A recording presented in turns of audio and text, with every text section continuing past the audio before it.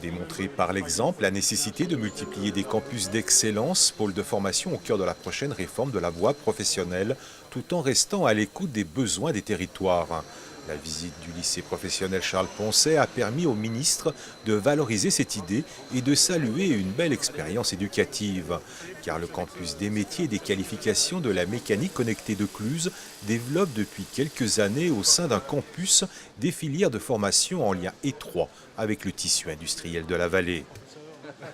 C'est la mixité des parcours et la mixité des publics. C'est-à-dire c'est arrêter de faire une filière, un parcours de réussite, mais bien permettre aux jeunes et aux apprenants quelconques, jeunes ou plus moins jeunes, d'évoluer dans un système de formation qui leur offre différentes possibilités et différentes évolutions de carrière. Dans les ateliers de formation, le ministre s'est longuement entretenu avec les lycéens et les professeurs. Des échanges soutenus autour de quelques ateliers, une opportunité pour valoriser un apprentissage tout en souhaitant renforcer l'attractivité de la filière auprès des jeunes publics et notamment du public féminin.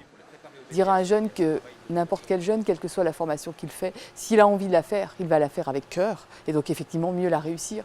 Là maintenant, il y a des choses à faire sur ces formations dites industrielles, leur donner l'image et la lumière, les mettre en lumière pour montrer qu'en fait ce ne sont pas des formations entre guillemets dégradantes ou salissantes, pas du tout. En fait, c'est vraiment des formations d'excellence et des formations pointe de l'avenir et de développement industriel de l'avenir.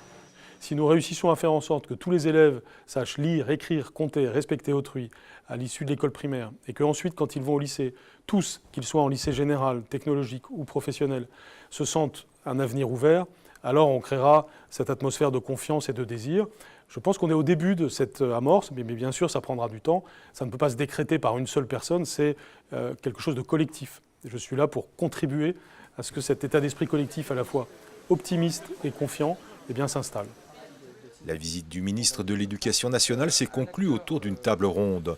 Retour d'expérience, volonté d'interpeller pour mieux exprimer ses doléances. Tous les participants ont souligné la nécessité de mettre en place de réelles synergies pour développer avec réussite des filières de formation en lien étroit avec le monde de l'entreprise.